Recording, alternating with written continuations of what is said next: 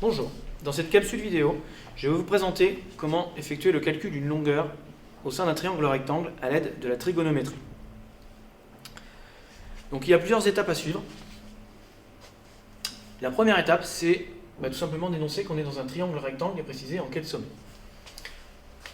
Voici un exercice type qu'on va résoudre ensemble en suivant les étapes de la méthode.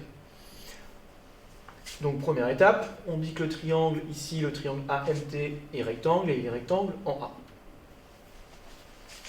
Deuxième étape, ici en vert, on doit donner les hypothèses, les données de l'exercice, avec en premier lieu l'angle aigu dont on connaît la mesure, et ensuite le côté dont on connaît la longueur. Donc, dans notre exercice, l'angle aigu dont on connaît la mesure, c'est l'angle MTA qui fait 67 degrés, écrit ici.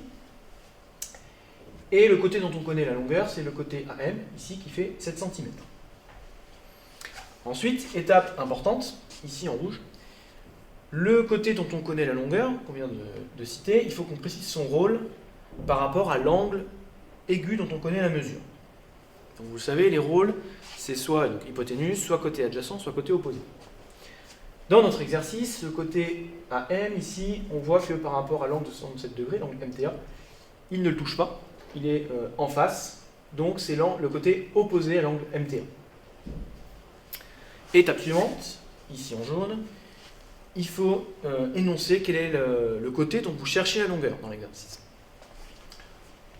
Ici dans notre exercice, on le voit, ce qui est recherché, c'est là où il y a le point d'interrogation, donc c'est la longueur MT. Et ici, nouvelle étape en rouge, de la même manière que pour le côté dont on connaît la longueur, il faut préciser son rôle par rapport à l'angle dont on connaît la mesure. Le côté MT, ici, de manière générale, c'est l'hypoténuse du triangle, donc il joue le rôle d'hypoténuse.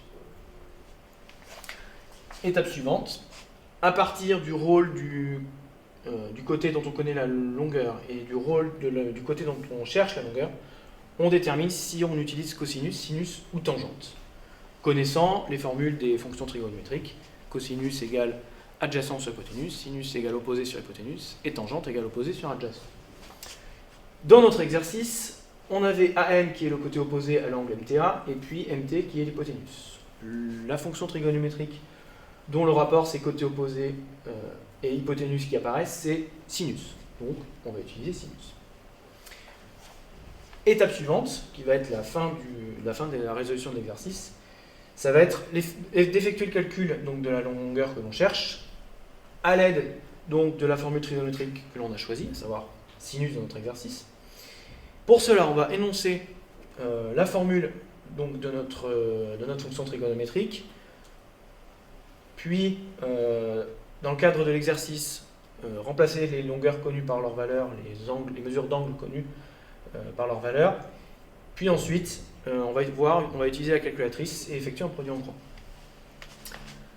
Donc dans notre exercice, on a dit qu'on allait utiliser le sinus de l'angle MTA. Donc sinus de MTA, on sait que c'est égal au côté opposé de MTA divisé par l'hypoténuse. Ici, le côté opposé à MTA, on a dit que c'était AM et l'hypoténuse MT, donc égal AM sur MT. On remplace ensuite les mesures dont on connaît les valeurs. L'angle MTA mesure 67 degrés, donc sinus de MTA devient sinus de 67 degrés. Et puis, égal AM sur MT, ça devient égal 7 sur MT, puisque AM, on connaît sa longueur 7 cm, mais MT, c'est ce qu'on cherche. À partir d'ici, il va falloir, pour pouvoir trouver la longueur MT, passer par une petite étape à la calculatrice afin de déterminer sinus de 67 degrés.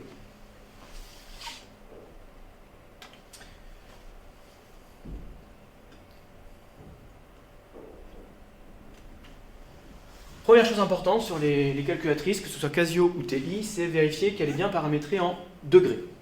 Pour cela, il faut aller dans seconde, puis menu, afin d'aller paramétrer l'unité d'angle.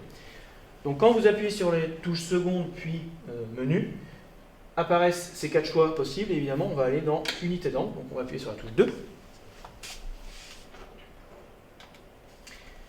Et vous avez ici donc le choix un choix parmi 3 unités d'angle, et donc nous on va utiliser degrés.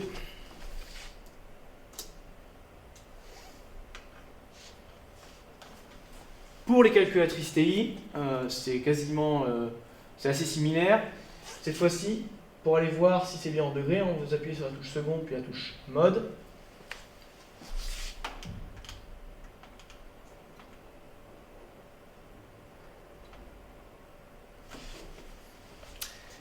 Et vous voyez ici dans la première ligne, vous avez les mêmes possibilités que pour la Casio, degré, radian et grade.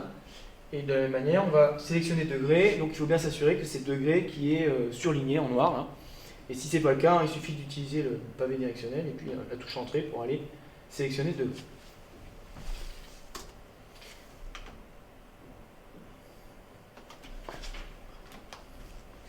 Ensuite, c'est très simple, que ce soit la Casio ou la TI, c'est exactement la même chose, et que vous ayez à calculer sinus ou cosinus ou la tangente d'un angle, puisque selon les exercices, vous aurez sinus, cosinus ou tangente.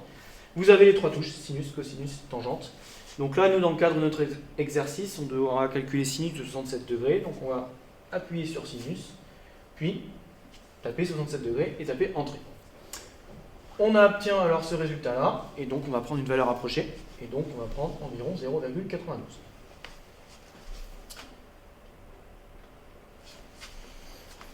Du coup, on passe de